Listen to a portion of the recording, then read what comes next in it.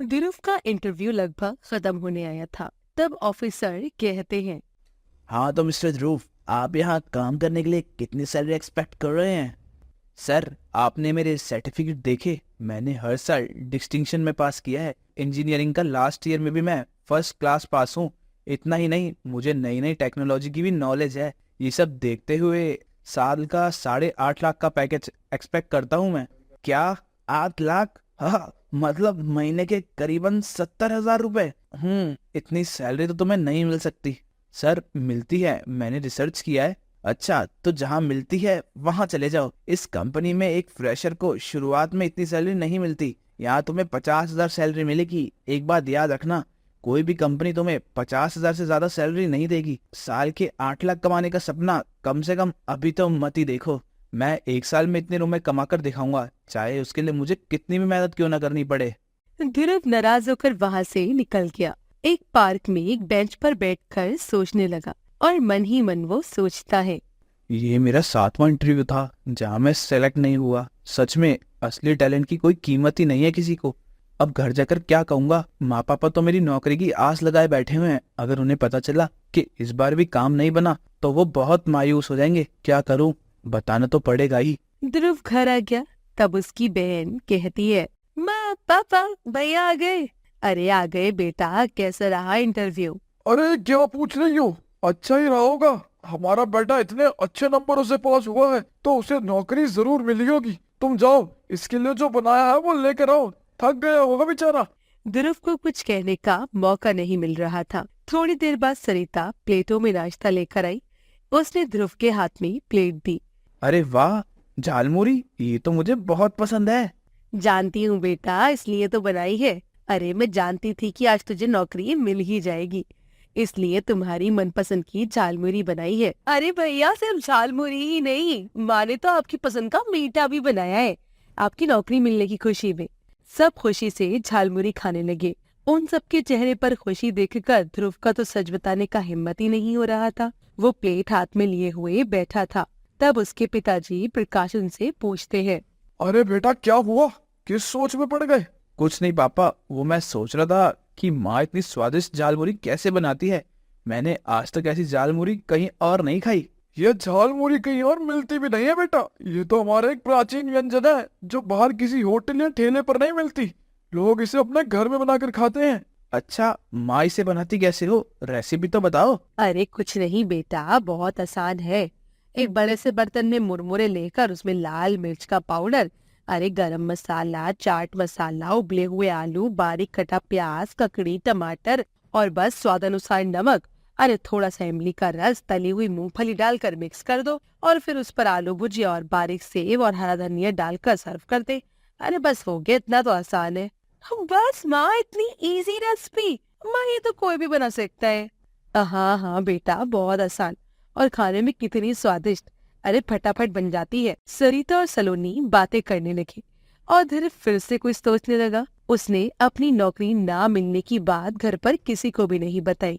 कुछ देर के बाद उसके पिताजी उससे कहते हैं, ध्रुव बेटा, ये कुछ रुपए लो, अपने लिए एक शर्ट पैंट और टाई खरीद लो। अब तुम ऑफिस जाओगे तो ये नया शर्ट पहन कर जाना। ध्रुव मना करने लग गया, लेकिन प्रकाश ने उसे हाथ में पैसे थमा दिए। अगले दिन ध्रुव पूरे शहर में घूम रहा था। शाम होने तक उसने लगभग सारा शहर घूम लिया। वो रेलवे स्टेशन के पास आकर एक जगह बैठ गया। वहां पर काम करने से घर लौटने वालों की काफी भीड़ थी। रेलवे स्टेशन के बगल में ही दो बड़े पार्क थे, एक बच्चे के खेलने का और एक जॉगिंग पार्क। वहां पर भी काफी लोग और बच्चे थे। ध्रुव कुछ सोचकर घर चला गया। अगले दिन ध्रुव सुबह नए कपड़े पहनकर तैयार होकर घर से निकल गया। रात को ध्रुव घर लौटा। तब उसकी माँ सरिता कहती है, आ गया? अरे कैसा था आज का पहला दिन? अच्छा था माँ, थोड़ा थक गया हूँ। जल्दी खाना दो, मैं जल्दी सो जाऊंगा फिर।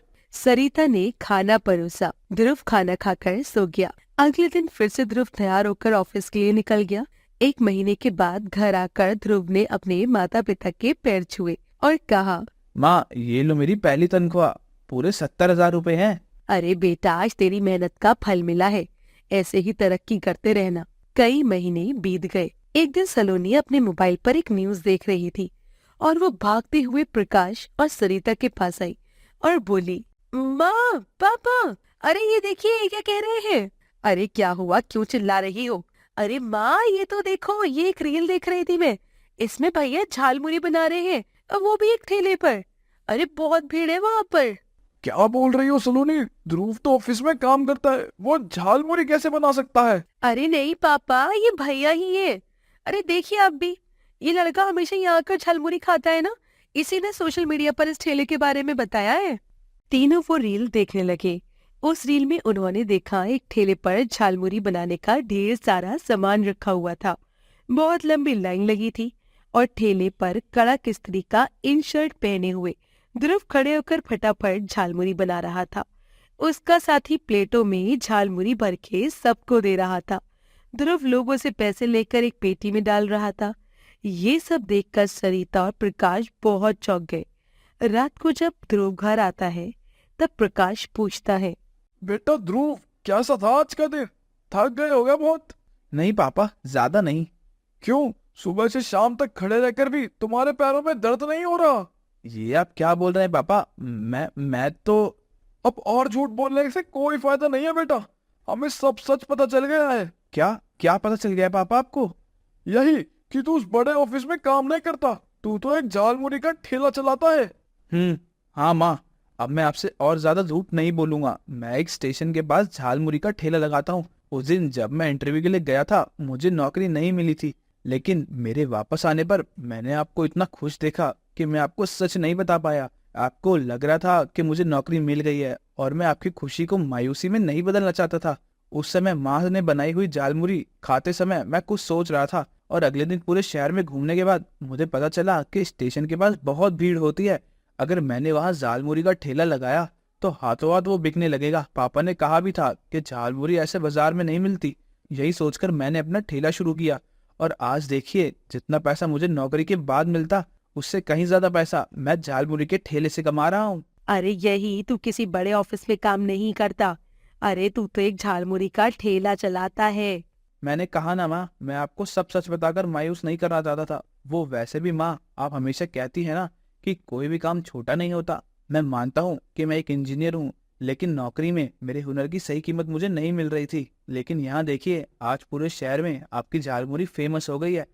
लोग दूर दूर से झालमुरी खाने आते हैं। महीने के इतने सारे रुपए मिलते हैं, अब और क्या चाहिए। ध्रुव की बात सही है, जो झालमुरी आज तक हम तक मर्यादित थी, ध्रुव की वजह से पूरे शहर को उसका स्वाद चखने को मिल रहा है।